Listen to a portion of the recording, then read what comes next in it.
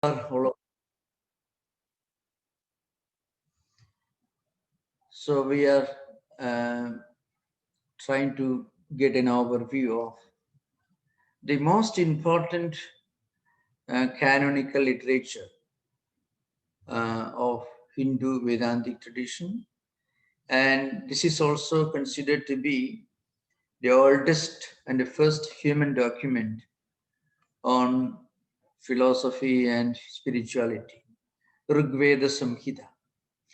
So many of you must have heard Rigveda. You all know there are 4 Vedas altogether: Rigveda, Yajurveda, Samaveda, and Atharva Veda. Rigveda occupies a very unique place because it is the largest of the 4 Vedas. That is one reason. Secondly, the discovery of Rigveda was a great turning point in the history of Western philosophy, Western religious thought, and also Western philology, because the language of Rigveda was a great revolution in modern linguistics. I will talk about this later. Those of you who are more interested in this subject can read some of these well-known books in English, mostly the works of Max Muller, who translated Rigveda, who got edited all these Vedas, and he made important contribution to modern linguistics and philology, especially comparative philology. So that is a different subject. But those of you who are interested can read some of these books. I can name a few important books in English. One is MacDonald Vedic Reader. That is one. Then, of course, Max Muller is the most important contributor to Vedic studies in Western intellectual tradition. Rigveda Samhita, that's the name of this book, Samhita. So, you know, there are 4 Vedas, and each of these Vedas has got 4 sections: Samhita, Brahmanam, Aranyakam, Upanishad. Samhita is the most important one because it be the largest body of this Vedic literature. Each section, it contains hymns, prayers addressed to different deities, different gods and goddesses in Vedic tradition.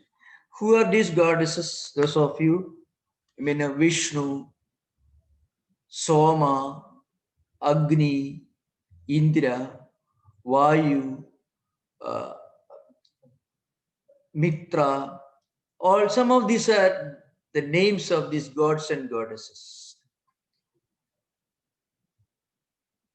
The early Indians, the Aryan sages, remember when we used the word Aryan, I want to draw your attention to this point. It's a very important thing. The word Arya is a Sanskrit word, which becomes anglicized Aryan. It's really very corrupt anglicization example, a very interesting example of how a word can completely lose its meaning. The word Arya in Sanskrit means any cultured, refined, broad-minded, spiritually evolved person with a strong spiritual, cultural lineage. That is the real meaning of the word Arya. So the oldest of, some of the oldest of Sanskrit dictionaries, which are in metrical form, in verses, will define Arya, Mahakula Kulinarya Sadbhya Sajjana Satava. This is a definition, more like, reads like thesaurus, not like dictionary. But it's all in metrical forms, verse. Who is an Arya? Arya is a person. Mahakula means somebody who belongs to an ancient lineage. Sajjana, Sabhya means those who are refined, cultured, of a sattvic temperament, culturally, spiritually, an evolved person who is broad-minded. So it is to be an Aryan, you should be a spiritually evolved person. That word was hijacked and given a very, very unfortunate connotation meaning right from 19th century onwards up to the late, some of the early decades of 20th century. I'm not going to those details. So remember, in the Vedic culture, the word Arya means somebody, well, you can say it to be, Buddha was an Arya. In fact, in the Buddhist Pali canonical literature, Arja is used, it means Arya. So Buddha was called an Arya, means a refined person, a culturally, spiritually evolved person. Now, these ancient Aryan sages, they believed in different kinds of gods and goddesses. So you find in Vedic literature, Rigvedic literature, different levels of our understanding, human understanding of the absolute reality or God. So you find pantheism, polytheism, pantheism, monotheism, monism, and absolute idealism. So 6-7 stages of evolution in Godhead. Remember, this analysis was made by Max Muller. So that also you should remember. Mostly Western ideologists try to give an analysis of the evolution of Godhead as they found in Vedic literature, which of course was an attempt to uh, linguistically and philologically trying to understand the meaning of Vedic statements. This is not part of India's received Vedic interpretation. In the ancient traditional Vedic scholars of India may not uh, support the view that there's a gradual evolution. But then this is a very wonderful methodology employed by Western Indologists to understand the growth of the concept, the evolution of Godhead in Vedic literature. So if we say pantheism, equating nature with God. So the beauty, the grandeur, the majesty, and the mystery of rivers and mountains and valleys and clouds and skies and lightning. See, lightning, it is attributed to Indra. So ocean, waters attributed to Varuna. So air, the mighty storms, these natural forces were attributed to Vayu. Like that, and the fire principle, Agni, so is one of the most important godheads, gods, concept of concepts of gods in Vedic tradition, Agni, the fire god. So what I mean to say, the early, the first stage of their evolution of Godhead, you find pantheism, which means equating nature to God. The second stage is pantheism, which means trying to relate a divine principle inherent and inherent within the natural phenomena. That is the next stage. Then polytheism. Behind each of these, there is a divine principle guiding, regulating these natural forces. And then there is polytheism, and then monotheism, which means conceiving a supreme deity as the presiding deity of all gods and goddesses. You find the influence of these ideas of Vedic pantheon, you find in the ancient Greek mystery religions and in those religious traditions which prevailed in Europe, which unfortunately are called pagan religions by later Christian missionaries. They called paganism, called ancient religious traditions of Europe before Christianity became the national religion of Roman Empire in 325 AD, when Constantine, who became a Christian, imposed Christianity on Roman Empire. Before that, there were a number of very wonderful religious concepts. And one unique aspect of these ancient pre-Christian religious traditions which had prevailed in Europe, which had very close affinity with Vedic religion, one unique aspect of these traditions were they were singularly free from fanaticism, totally free from any kind of fanaticism or intolerance, and total acceptance of other tribes' religious concepts, a part of the pre-Christian religions, especially Greek mystery religions in Europe.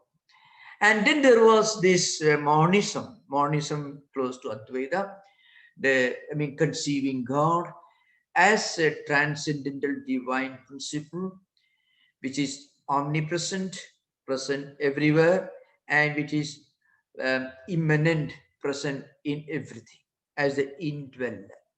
So you find all these different concepts of God in Rigveda Samhita.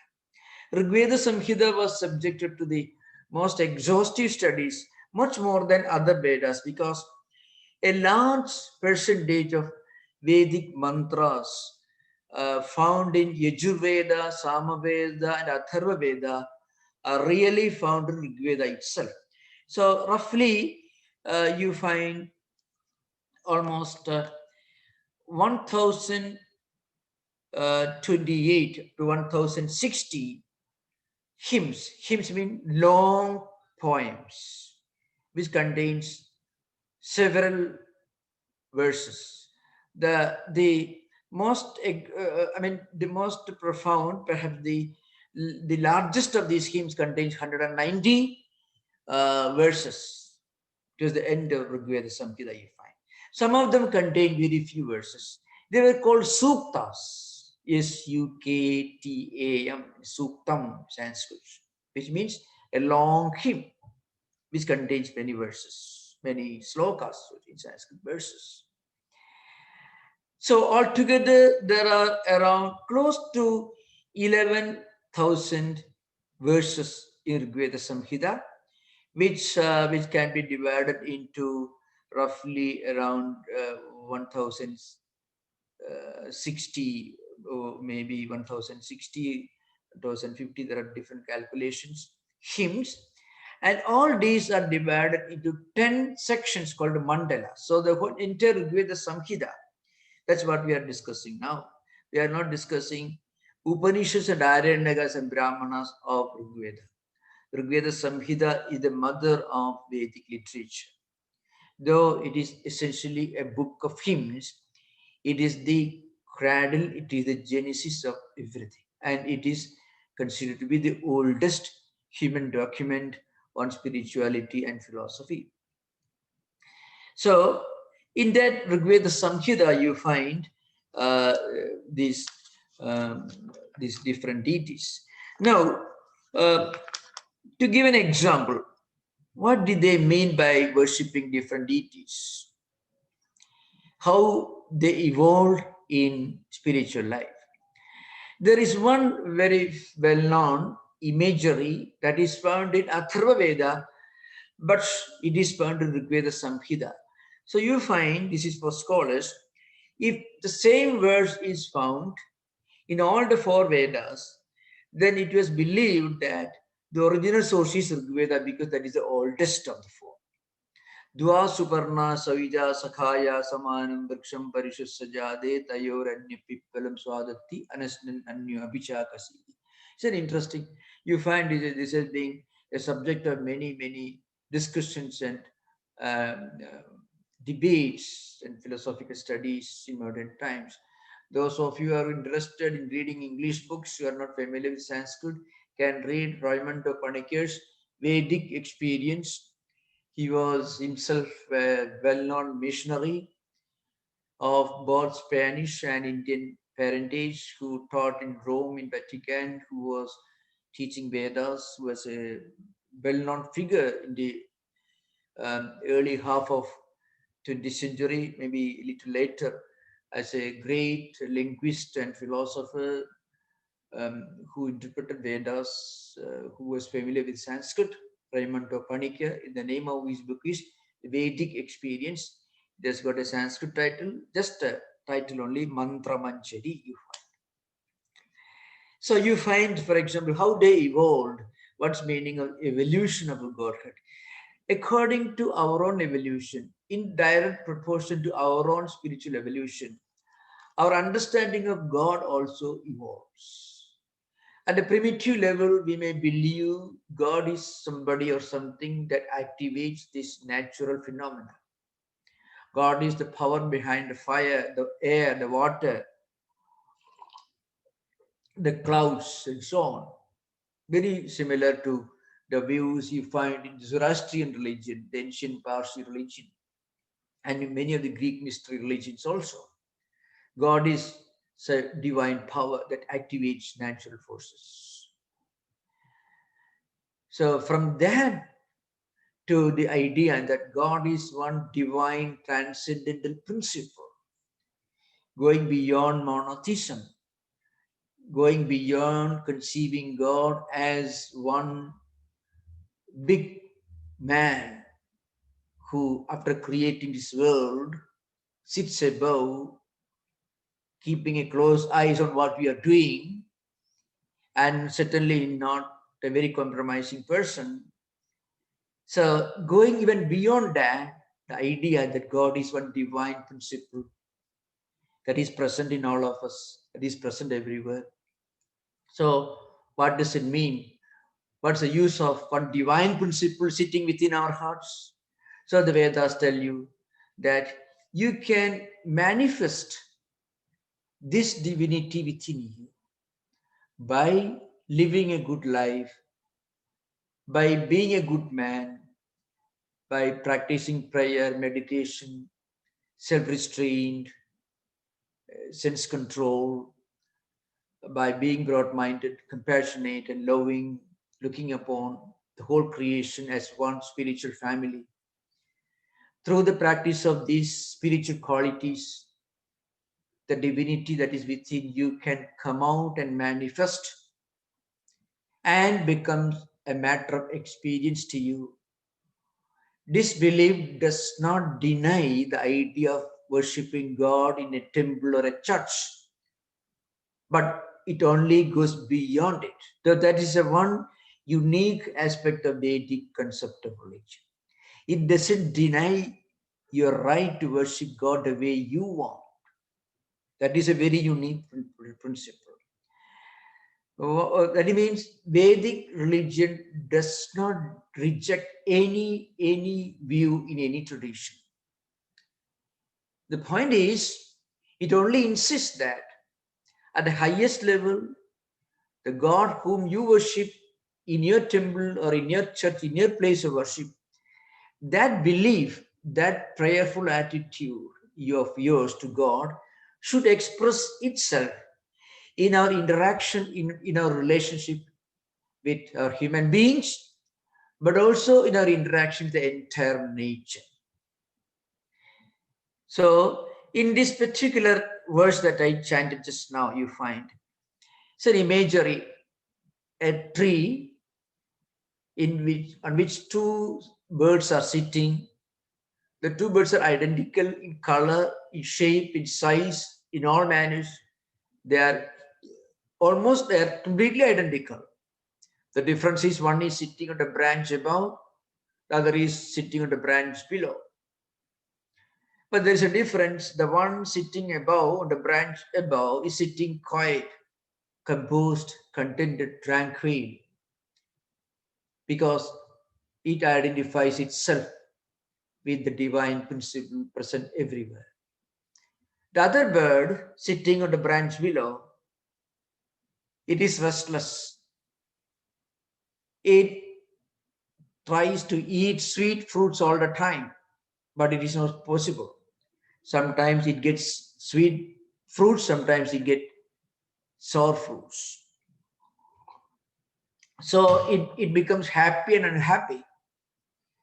When we have some bad experience in life, we become unhappy. When we have some pleasant experience in life, we become happy. So the bird below corresponds to human beings, all of us. Sometimes we are happy, sometimes we are unhappy. But the bird below is a reflection of our own destiny. The bird above is Ishvara, is the divine principle.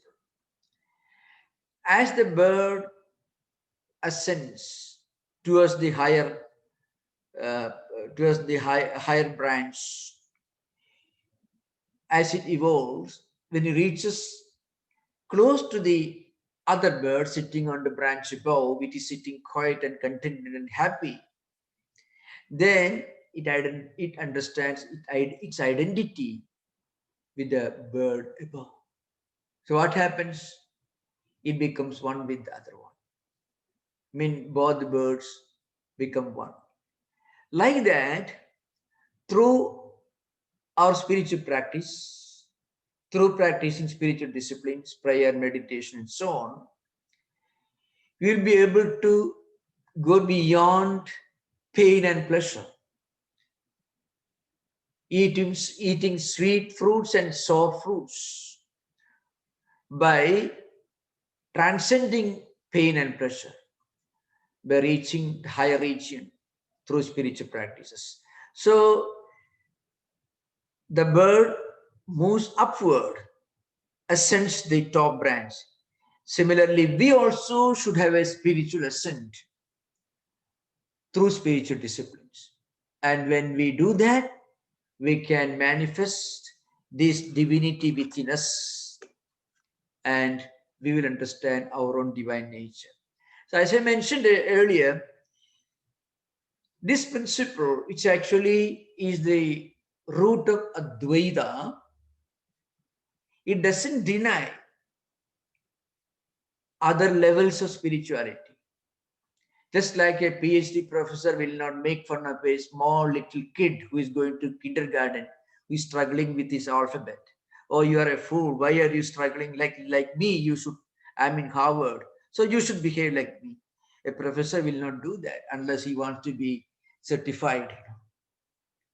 Similarly, the highest spiritual person doesn't reject any path. So you find a unique verse in the Rigveda Samhita, which we have inscribed in our old temple in San Francisco. Indram Mitram Varunam Aknirahu Atho Divyasa Suparno Virutman Ekam Satvipra Bhagudha Vadanti Agnim Yamam Matarishwanamahu. So the central principle of this verse is Ekam Satvipra Bhagudha Vadanti. What it means is the reality is one, but sages, inspired sages, call it by different names, give it different definitions in different languages, but the reality is one. So the full verse comes in the first mandala, 164th Sukta you find. Indram Mitram Varunam Agnirahu Adho Divyasa Suparno Virutman Ekam Sat Vipra Bhagudha Vadanti Agnim Yamam Matarishwanamahu. What it means is Indra, Mitra, Varuna, Agni, all these are different names. Indra was one deity, Varuna was one deity, Agni. Agni is the deity whose name is mentioned first in the first Rigveda mantra, Agnimile Purohidam Yajnasya Deva Murticham Hotaram Ratnadhatamam. So Agnim Ile, we propitiate, we pray to Agni. That is the first prayer. So all these deities are different names, different manifestations of the same reality. This is the central message of Rigveda Samhita. So there is an evolution from many to one, from external to internal, from gross to subtle. So those of you find Kasmai Devaya Havisha Vidhema. To what God should we offer our oblations? Ko Dadarsya Prathamam Jayamanam. who realized, who understood the absolute reality, the firstborn. You find many such wonderful ideas in the Rigveda Samhita, which is the basis, actually, the most fundamental basis of interfaith harmony or interspirituality or interfaith dialogue can be found in the Rigveda Samhita. So, which for the first time in human history proclaimed to the world that the reality is one. Different people, different religions, different cultures, different nationalities. They try to realize this reality according to their own conventions. So there may be differences with regard to socio-cultural conventions, geographical conditions, food habits, different cultures. But the absolute reality is one without a second. It is common for everyone. Now, as I mentioned, Rigveda Samhita. In the Samhita, as I mentioned, you find a, a lot of prayers. So, in Rigvedic times, uh, there were not huge temples. So that is something very, very important for us to remember. In the Rigveda Samhita, which corresponds to the early Vedic age, so to speak, historians have tried to analyze the evolution of Vedic culture into two, the early Vedic age and the later Vedic age. In the early Vedic age, you don't find any mention of temples, images, or external forms of worship as we find today. The construction of huge temples or the ritualistic worship that we find today are evolved much later in Hinduism. So they used to perform different kinds of worship through prayer and meditation. The worship took the form of not putting flowers in an image, but rather doing prayers to the mysterious truth, the mystery behind nature. And they used to they used to put offerings on burning fire. So you find Paschema Sharadashadam, Jivaima Sharadashadam, Sunayama Sharadashadam, Prabhuyama Sharadashadam, Shatamadina, Soyam Sharadashatam, Puyascha Sharadashatat. I'm just reading, just reciting some of these prayers that they used to recite when they used to put offerings on the burning fire. So they used to burn fires. And this burning fire, which is Agni fire, was considered to be the messenger who took their offerings to different deities. So Agni, the god Agni, was called Yajnavahaka, somebody who carries their prayers and their offerings to different deities. That is a Purohidam. So the first mantra, Rigveda, many of you recite, some of you at least. Agnemele Purohida. Purohida actually means somebody who walks in front of you, taking your offerings to different deities. So they used to utter these mantras, which means prayer for long life, prayer for uh, the ability to hear, to see, to live, and to prosper. For Sharadashada means 100 autumnal seasons. That means let us be blessed with 100 years of life. So prayer for long life, prayer for prosperity, prayer for uh, progeny, all these were natural among the Vedic ages during the early part of their evolution. But in Rigveda mantra, sometimes you find in many of these hymns, when they used to utter these hymns, offering, putting offerings on burning fire, some of these mantras have got deep philosophical meaning also, which are clearly a Dvedic or non-dualistic meaning you find. Some of you in the Bay Area, they chant this mantra, Aham Rastri Sangamani Vasunam Chikidushi Prathamaya Kiyanam Devi Sukta from Rigveda Samhita. What it means is the Vagambrini is the sage. So in these Vedic hymns, Vedic mantras, there will be a deity to whom this mantra is addressed. And there will be a sage or a saint. Sometimes these ladies, the Vagambrini was a Vedic sage, was a woman to whom this mantra was revealed. So there will be a rishi, there will be a chanda, a particular meter, Vedic meter. Tushtub, Anuštub, Gayatri, Savitri, these are different meters in which Vedic mantras were composed. And this Vedic mantra will be revealed to the saints and sages. So in this mantra you find this sage prayers.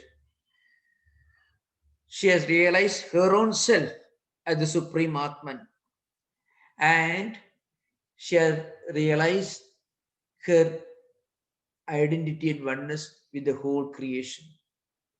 So many of these mantras were not literally composed. So that is a very important point we should keep in mind when we talk about Vedic culture. In fact, that's a major difference between the traditional Indian approach, the approach of traditional Pandits in India, and Western Indologists. Western Indologists frequently try to interpret these mantras as being composed by sages. But really speaking, these mantras were revealed. So what it could mean is in their meditation, many of these ideas came to them. And as these ideas came to them, they recited. And when they recited, their disciples wrote down. So we should remember very well, there is a traditional principle in India, and that should be understood whenever we try to make a study of Vedas. That is, Vedas were considered to be Apaurusheya. So Apaurusheya means a book or verses which are revealed, not physically composed by a person verbatim, but revealed to them in their hearts in the process of their meditation. And again, it doesn't have a human origin. It is revealed in their hearts. So many of these mantras were revealed and they were composed later on by Vedic, by the sages. So you find the first attempt to study and understand Vedic mantras in India took place around 6th century BC. And the author of that effort was Yaska. He wrote a book called Niruktam. So Niruktam is the first attempt at writing a dictionary or a thesaurus. So what Yaska, the author of Niruktam, did was he took several verses from Rigveda Samhita and he tried to interpret some of these names. So remember, there are close to 11,000 verses. He took just a few hundreds of verses. Niruktam is not a large book. Rigveda Samhita is quite huge. So Yaska, the author, he took a few verses, a few hundreds of verses from Rigveda, and he wrote a book more like a description and meaning together, like thesaurus. It is called Niruktam. So in the Nirukta, Yaska says, Sashakrita dharmana rishayaka babhuvuhu te asakshakrita dharmabhya upadeshaya glayanta mantran samprapuhu. I'm just quoting a statement written by Yaska in the 6th century BC. What it means is the great sages of India in times, they realized the subtle truths of creation in their own hearts. And then, as they realized, they sang, which their disciples wrote. They realized. So that's why the word is Sakshakra Dharmana Rishayaka, means they realized this dharma.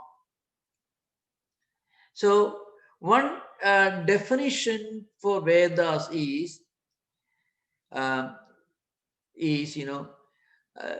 Sruyede Dharma Anena iti. Amnayade Sruyede Dharma Anena iti. So Veda is something that teaches us, from which we hear about Dharma. Dharma means certain eternal principles that keep the world in balance, that sustains the world, that keeps the world in harmony. That's the real meaning of Dharma, Dhrudhadu Dharedi means something that preserves, supports, sustains. So the ancient sages, in their meditation, they realized some of these great truths. And as they realized, they sang, and as a result, these Vedas came into existence. But how do we understand in modern times?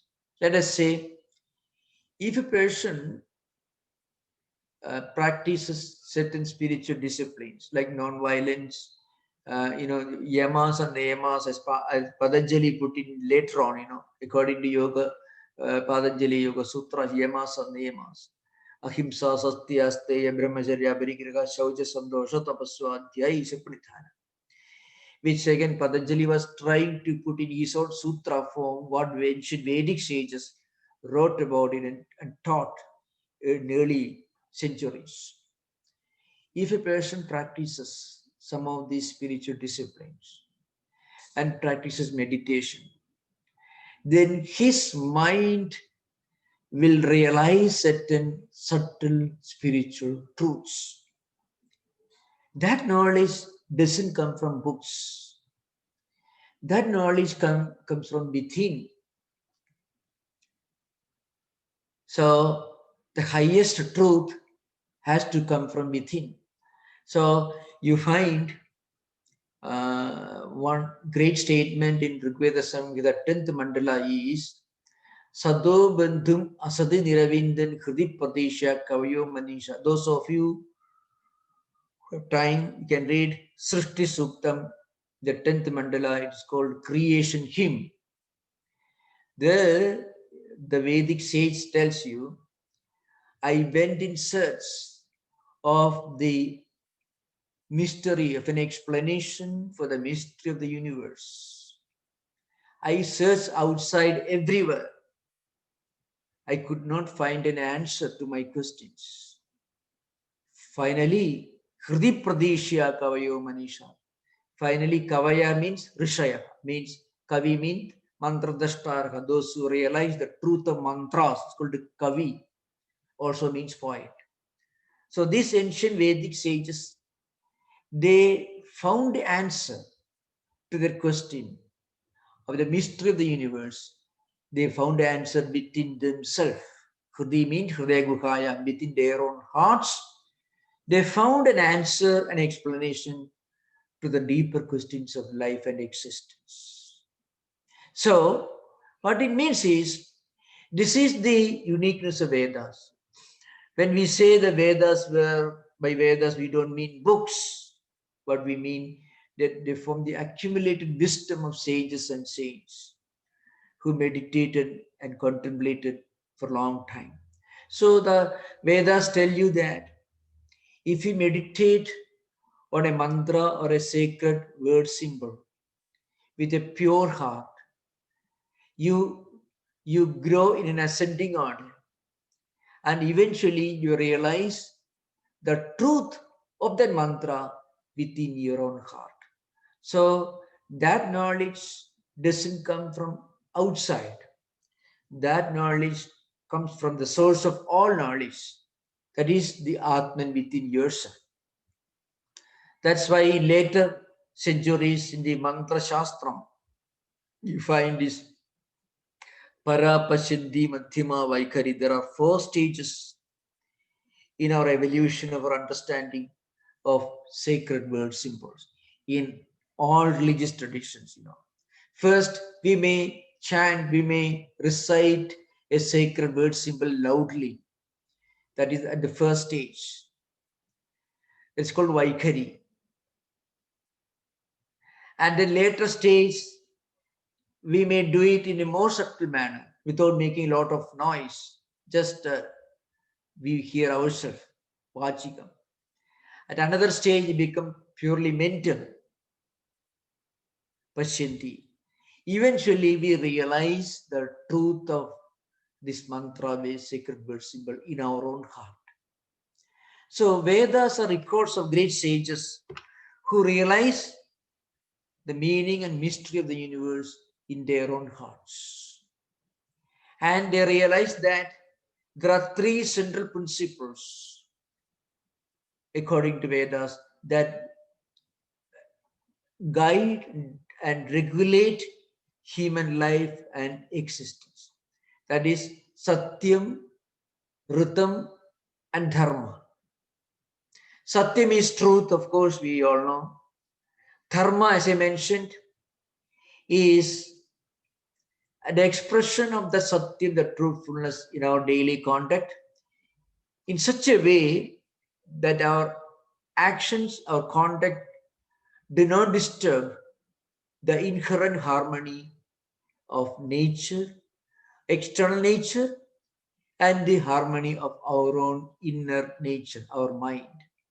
So when we live our life in close proximity with nature, and when we practice truthfulness in our life, then we are living according to the invisible principle of harmony and interrelatedness of nature. So that particular phenomenon was called Rutam. So what is Rutam? Rutam means the invisible interrelatedness and harmony of cosmic existence, as explained in the scriptures. That is Rutam. So our life should be lived in such a way that we do not disturb the rhythm, the inherent harmony in nature, and our interaction with others should be in a way to keep this harmony intact. Then we will enjoy harmony within ourselves. That is the meaning of rhythm. And in fact, these 3 principles constitute some of the vital teachings of Rigveda Samhita, especially as interpreted by Sayanacharya, who lived sometime in 13th century, who wrote a commentary on all the 4 Vedas. Of course, that was a later attempt. The first attempt was done by Yaska in the 6th century BC, but that was only a very marginal attempt, in which in Yaska's Niruktam, he tried to give some rudimentary meaning of some of the words. For example, Deva Shabda. What is the meaning of Deva? Devo Danadva, Dyopanadva, Dyotanava, Dusthanova, Bhavatiti. Means Deva means somebody, God, angel means somebody who will listen to your prayer, who will help, who will bestow on you what you are praying for, and who will light the candle of knowledge within you, and so on. But Sayanacharya, who lived sometime in 13th century, he was a great scholar who wrote commentaries on all the Upanishads and Vedas, Vedic literature, Samhitas, Brahmanas, Aranyakas, the Upanishads. Of course, Upanishads Bhashya closely Shankaracharya's Bhashya. He was a great follower of Shankaracharya. He belonged to the Shankara tradition. He lived during the time of Vijayanagara Empire. So what I mean to say, maybe the most central teachings which are relevant to our times that we can derive from Vedas is these three vital principles, central teachings. One is Satyam, Dharma, and Rhythm. The more we move away from nature, from this harmonious interrelatedness that you find in nature, the more we will experience disharmony within ourselves. So what is the rhythm? See, for example, I mentioned this on many occasions earlier. If you cut down trees, there will be deforestation, there will be a change of climate, there will be less rain, there will be famine. If you pollute rivers and waters, if you pollute the air, if you pollute the earth, there will be consequences. Just we may not inherit those consequences, suffer those consequences. Our next generation will suffer. So our life should be lived in such a way as to be in close harmony with nature. And that is our dharma, that's our duty.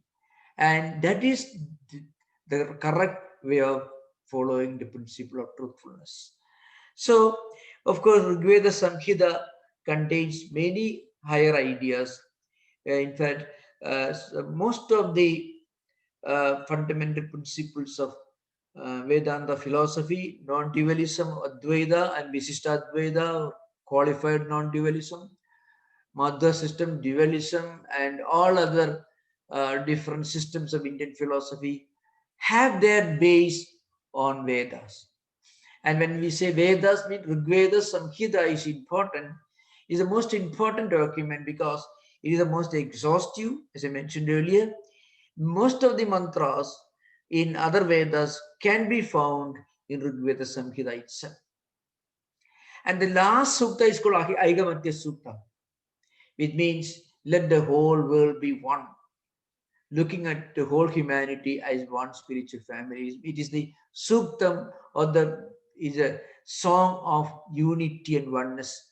The spiritual unity, one and oneness of existence. Looking upon the whole humanity, not only humanity, the whole creation. And that's one unique aspect of Veda I want to repeat again. Vedas are, when we talk about harmony with nature, Vedas do not mean harmony with fellow human beings alone. Harmony and fellowship extend beyond fellow human beings. It extends to nature as a whole. The trees and mountains and valleys and all that you find included in the Vedic prayer, Dev Shanti, Antariksham Shanti, Prithvi Shanti, Oshadaya Shanti, Vanaspadaya Shanti. You find all these prayers. Let there be peace and harmony in the higher regions on earth, trees, herbs, mountains, valleys, and rivers everywhere. So you find the Vedic sages, they had a spiritual fellowship with not only fellow human beings, but also the entire creation. The whole cosmos was included in their spiritual fellowship. Many of the sukta, Hiranyagarbha Sukta, Saraswati Sukta, Imamme, Gange, Yamane, Saraswati, Purushni, you find these are names of rivers. But sometimes the names of these rivers were sometimes used as names of deities in Vedic times, you find. So that is a mystery. One is extending the spiritual fellowship beyond humanity, embracing the entire creation, including external nature, including the space, the earth, the celestial regions, the trees and mountains and valleys, because they should be happy. Dev Shanti, Antariksham Shanti, Prithvi Shanti, Oshadhaya Shanti, Vanaspadaya Shanti. Oshadhaya Vanaspadaya means, trees and herbs, oceans. They all should be in harmony and peace. Then only our life will be in peace. So, this is a very unique text. Many Western Indologists, beginning with The early German Indologists, then later times, Max Muller, Paul Deussen, MacDonald, and now also there are many Western Indologists who are, of course, the interpretation is sometimes very literary. That's the main problem, because with Vedic, when you interpret and understand Vedas, you should also keep in mind the Vedic culture. Because if you do not try to interpret Vedic mantras, forgetting the cultural background of the Vedas, you may miss many of the deeper implications and meanings of Vedic statements. So, the message of the Vedas, the universal spiritual humanism, the universalism, looking upon the whole humanity, looking upon the whole creation as one spiritual family. We cannot sit in a corner and pray to our God and hate everyone else, and we cannot be happy. We cannot pollute the river and pray to God and lead a blessed life. It is impossible. You cannot do that. Keeping the nature. So you find Dyav Shanti, Antariksham Shanti, Prithvi, Madhuvada Rudayade, Madhuksharandi Sindhavaga. You find, let all air, water, mountains, let them all bring sweetness to us, you find. Let it be in state of peace and tranquility. Because nature should be left to itself. Otherwise, nature will retaliate, and that's what we are finding today. So that is a different subject. So you are most welcome to ask questions. This is a very extensive topic. I have given many lectures related to the Vedas. On YouTube, you can find in San Francisco's YouTube videos you find. You are most welcome to ask questions. Thank you. Namaskar.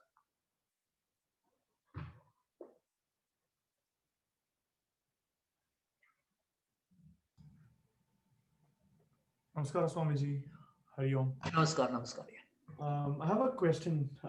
Actually, two different questions. So I'll start off with my first question. So when you're talking about these deities in the Rigveda, so you said that initially there was the sense of talking about these elements of nature as deities. So later, when someone like Shankara came and gave his interpretation of the Vedas, what did he make of the deities? What did he do of that? How did he explain the existence of that in the Vedas? Thank you. Very profound and relevant question. So I shall approach the subject from two angles. One important point to remember is, analysis of this evolution of deities in Vedas was essentially a contribution of Western Indologists, primarily Max Muller. So, Rigveda Samhita doesn't follow this in a chronological manner. For example, some of the most profound statements of monism are found in the first mandala. In fact, Indramit Ekam Sat Vipra Bhagudha Vadanti is perhaps the most profound statement of non-dualism in Rigveda. It comes in the first mandala, 164th sukta. Now, the last sukta of 10th mandala is Aigamatya sukta. Samgichattum, Sambadattum, Sambho Manamsi Janata. It's actually a call for spiritual unity and oneness, etc. Now, so we should remember, reading the Rigveda, Western Indologists, as I mentioned, primarily Max Muller, studied traces of these this pantheistic, polytheistic, and monotheistic, and henotheistic, and monistic trends in Rigveda Samhita. So that was the analysis that he made, which has helped us, which has given a new possibility of approaching a new scholarly approach to Rigveda Samhita. You don't find in an ascending order, one, two, three, first pantheism, then pantheism. You don't find like that. So that should be kept in mind. So it was a systematic analysis of different concepts of God that he found, at least he was employing, he found Rigveda Samhita when he was employing Western methodology, okay, and hermeneutics. That is one. Second part of the question is even more important, relevant. Remember, Shankaracharya lived in the 8th century, 7th and 8th century AD. That was long after Yaska wrote his Niruttam around 6th century BC. Between these, Mahidhara and others, some Imams and others also wrote some commentaries, but not complete. So the first exhaustive commentaries to all the Vedic literature were done by Sayana, who came 500 years after Shankara, 450, 500 years after Shankara. Now, what Shankara did, and that deserves a special attention. You know what he did? He, in his head, organized all the powerful, profound teachings of the Vedas, and he put them in the form of Upanishads. We do not know if the Upanishads as a compact form existed before Shankara. And that is an important point, remember. There is no evidence that these Upanishads as a separate text existed as part of Vedic literatures, as a separate, as an integral, compact form of text existed, uh, detached from the other branches of Vedas. So Shankaracharya, in his head, and head was fairly big and quite profound, as you know, the amount of work he did. He organized all this, and he was giving a philosophical, spiritual implication to many of the Vedic mantras. Some of the Vedic mantras which did not apparently have any philosophical implication, and any spiritual implication, were given a profound implication by Shankaracharya in his commentary. In other words, the fact is, if Shankara had not come and written commentaries on 10 Upanishads, we will have no philosophy of Vedas. We will have ritualism, we will have philology, we will have a lot of other things. But this edifice of Vedanta philosophy would not have existed if Shankara had not arrived and given a meaning to Veda mantras.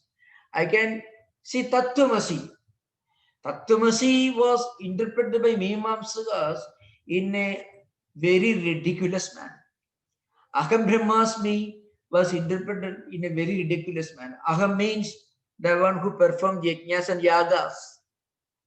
Brahma means Devata. Asmi means Devata Prapti. So somebody who performs these external sacrifices, praying for wealth and prosperity, he praying to Indra, Varuna, Agni, he will get identity with Devata, with Indra, Agni, etc. That was the meaning of Brahmasmi. You read Shankaracharya's commentary of Brahmasmi in the Brihadaranyaka Upanishad. It is so profound, first Adhyaya. It is so profound, Tattvamasi. In 9 Brahmanas, you find Shankara's interpretation. So you find Shankara, what he did, in his interpretation, he did not reject any of the deities mentioned in the Vedas. But he said, there is something beyond that. He did not condemn Mimamsakas who were performing yajnas and yagas, praying to these different deities, who were pouring offerings on burning fire. He said, there is something higher that you should aspire for. You don't find the word rejection in Shankara's vocabulary. He said, you should transcend this. So, Advaita doesn't reject worshipping different deities. Advaita only goes beyond it. Another thing to remember, many of the Vedic deities later took different forms. See, for example, you know, Vishnu was actually a younger brother of Indra in the Rigveda Samhita. But that Vishnu became Vyapnodi Vishnu. He became Sarvavyapi. He became all-pervading deity. So word Vishnu, the word Vishnu was given etymological interpretation by Vyayakaranas and other interpreters. So Vishnu became a great deity. He is in charge of preserving everything. So one of the trinities of Hinduism. So Soma, Rudra became Shiva. Rudra became Shiva. And say Devi Sukta, you find Aham Rudre Birvasivisharami, Durga Sukta is the Jadaveda says Sunavama Soma. All these Durga Suktam is the Devi Suktam is the you find Durga became a different deity during the Pauranic times, during the intervening 1500 years. There was a great transition from Vedas to Puranic age. So today's Hinduism is not exclusively Vedic, but its basis is Vedas. But remember the way Tantras and Puranas; these are all um, based on Vedic teachings. They are based on Vedas. They accept Vedas as supreme uh, uh, authority, but you don't find that kind of nature worship. You don't find that kind of close affinity with nature.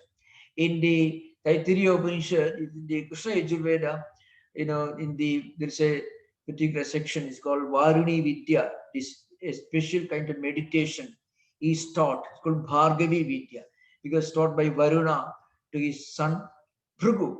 So the Bhrigu went to his father. Please teach me Adhihi Bhagavo Brahmedi. Please teach me the highest spiritual truth of Brahman. And you know what the father told him? You go and meditate. So you find Annam Pranam Chakshusotram Manovachamiti Yatova Imani Bhudani Jayande Ena Jatani Jivanti Prayat Abhisam Visanti Tad Vijijnasaswa Tad Brahma. So Varuna doesn't ask Bhrigu to go to a temple and pray. He asked him to go to the forest and sit under a tree and meditate and contemplate and speak, think from where all these matter, energy, senses, mind, all intellect, all these emerge. What sustains them? Towards what they get dissolved in the end. That is the original cause of the universe. You meditate and realize this. Tapasam Brahma Vijijnasasa through meditation. So, what is the means for realizing truth? Meditation. And where you meditate under a tree. Of course, you find in the Vedic literature, you find a lot of imageries. Imageries taken from forests, from trees, from mountains, and so on. You know, I mentioned, Imamme Gange Yamane Saraswati, like that. There are many other mantras in the Mundagopanishad, which Mundagopanishad actually belongs to Atharvaveda, but many of the mantras are from Rigveda Samhita. So, Yada Nadya Sentamana Samudri Artham Gachandi Namarupe Vikaya, Tata Namarupa Nimaknaha Paratparam Purusham Uvaidi Divyam. Mundagopanishad, but it is in Rigveda Samhita. What it says, just like so many rivers, they flow to the ocean, towards the ocean. When the rivers merge with the ocean, when all the waters merge with the ocean, those rivers lose their individual identities. They become one with the ocean. Similarly, when we reach the highest spiritual experience, all these diversities and differences in terms of different deities, different kinds of worship, all of them disappear. They are merged with the ocean of inner spiritual experience. So here also you find the imagery is taken from rivers, oceans. That's an interesting thing.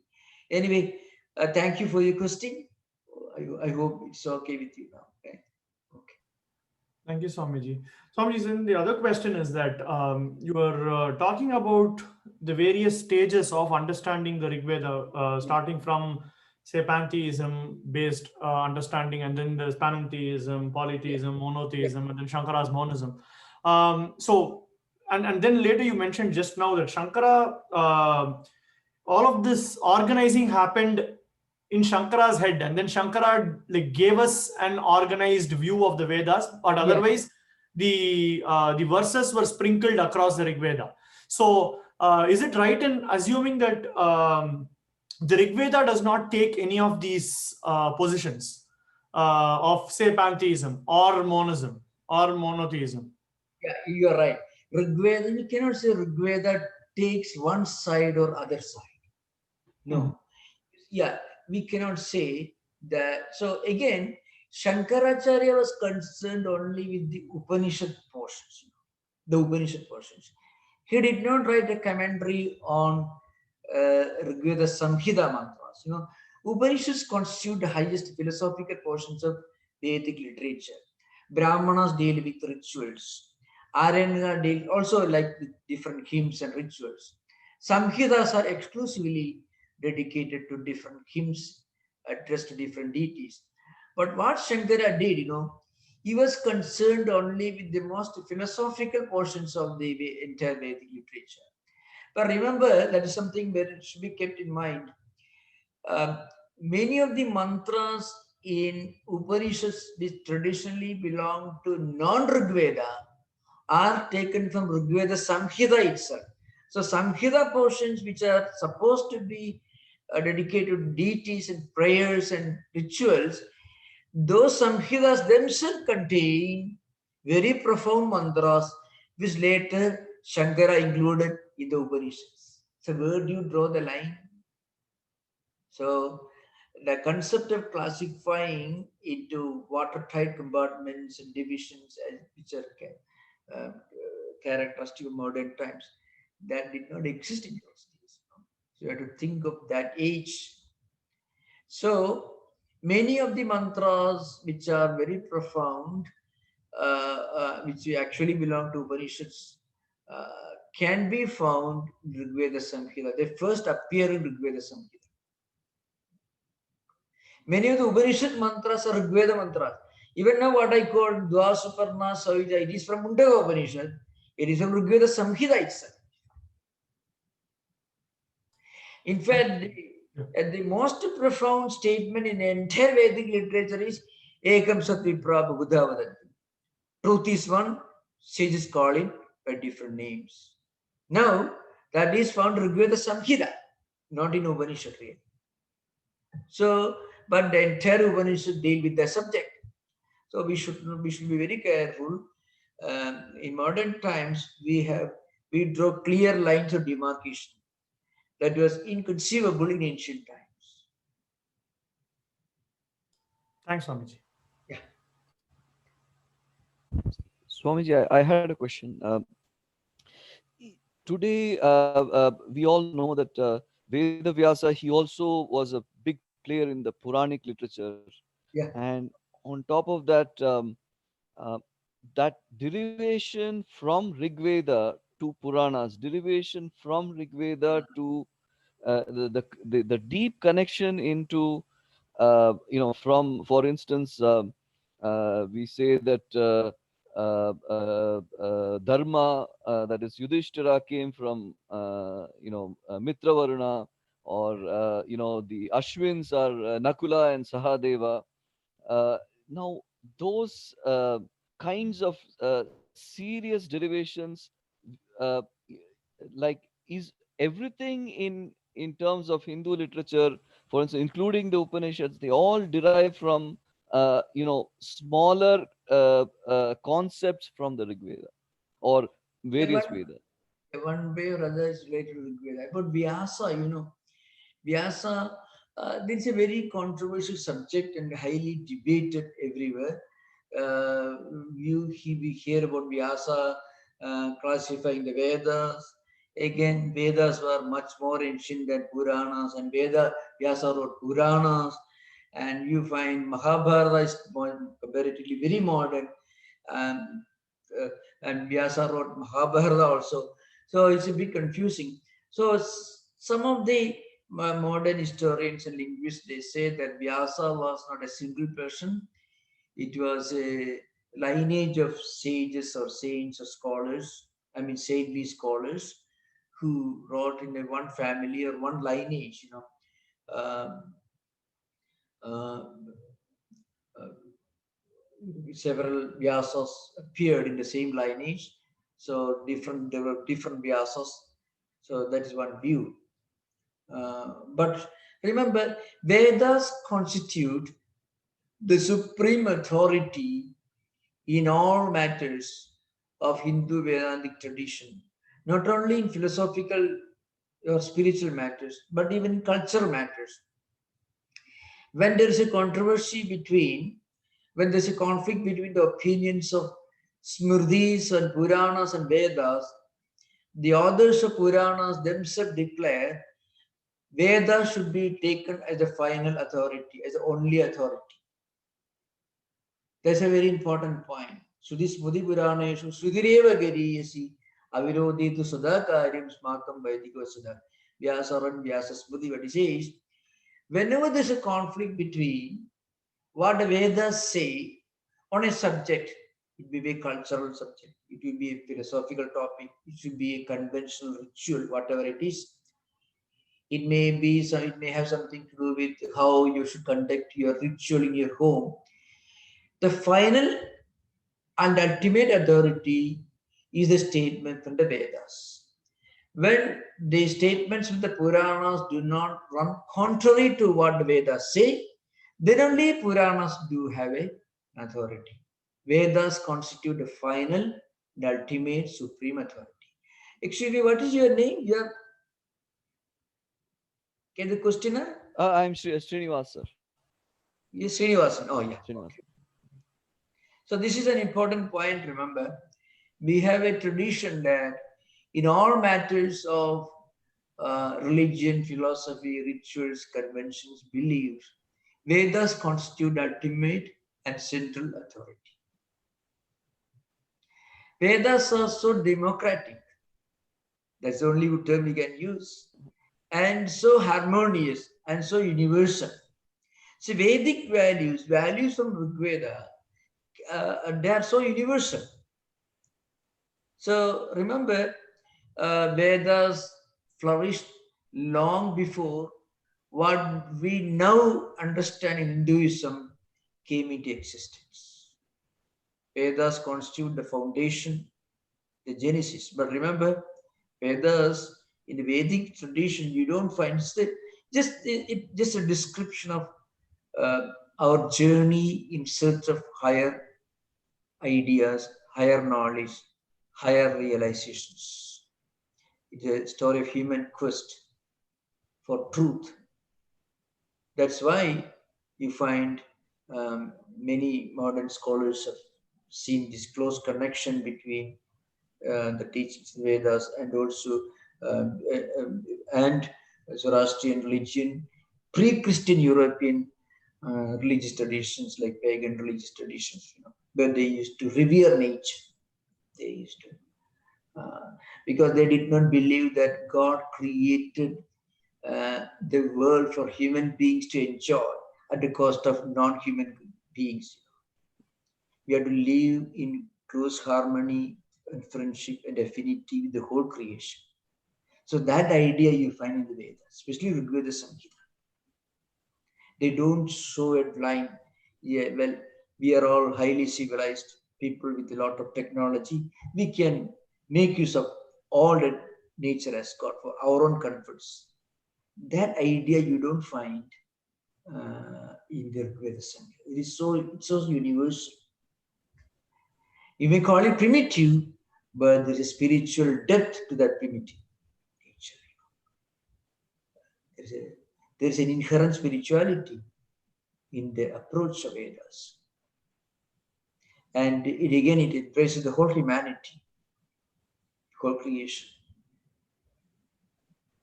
That's why Max Muller and other Indologists were fascinated, because there is pantheism, equating nature with the divine, there is magnetism, there is divine principle within different natural phenomena. There is politism, there is a divine hand behind everything. There is a monotheism, there is a supreme deity presiding over everything. And of course, there is a transcendental spiritual principle, monism, or activity. So all they found. So Western Indologists, they were trying to look for things that they were familiar with, and they found everything. So you find, if you read in modern times, if you read Thoreau's Walden, you find this man going in search, and he was living close affinity with nature, moving from place to place, enjoying the mountains, valleys, and trees and forests. You find, and he perhaps a full translation of Rigveda was not available, but he said he got a um, portion with translations, and he was highly fascinated because there you find how human beings can be friends with nature. We can be friends with trees and mountains. It's a collective existence, of cosmic existence. So that is the uniqueness of Rigveda Samhita. Rigveda is important because it is the first human document. It's also the most exhaustive uh, Vedic portion. Thank you for those questions, and these questions are very helpful for me to explain things that I would have left out in my talk. Thank you. Om Shanti Shanti Shanti. Hari Om Tat Sat. Sri Ram Krishna Pranamastu.